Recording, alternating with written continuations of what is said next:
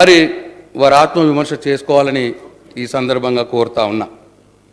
అధ్యక్ష, వయసు మీద పడి సంపాదించుకునే శక్తి లేక అల్లాడుతున్న వృద్ధులకు ఒక కొడుకుగా అండగా ఉండాలని ఏ ప్రభుత్వం అయినా ఆలోచించిందా అధ్యక్ష?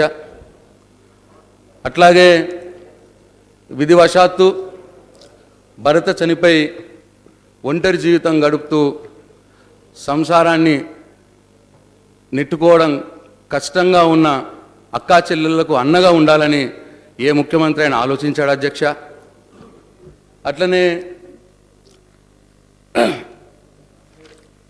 బీడీలు చుట్టి ఆరోగ్యం పాడవుతున్నా, కాయకష్టం చేసిన ఇల్లు గడవడంగా కష్టంగా ఉన్న బీడీ కార్మికుల గురించి, మహిళల గురించి ఈ దేశంలోనే ఎవరైనా ఆలోచించారా అధ్యక్ష?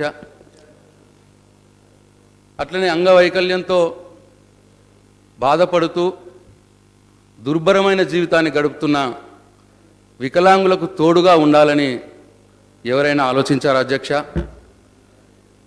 ఎస్ అధ్యక్ష, మన గౌరవ ముఖ్యమంత్రి గారు మనసున్న మహారాజు కాబట్టి వీరి కష్టాలకు చలించి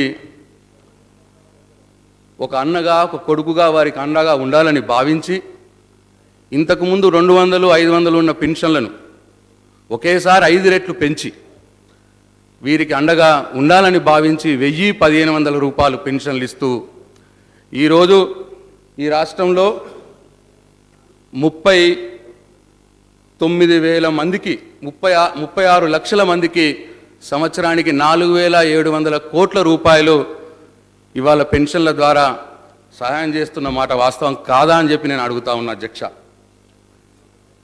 అంతకుముందు ప్రభుత్వాలు 29 లక్షల మందికి మాత్రమే 835 కోట్లు మాత్రమే ఇచ్చేవారు.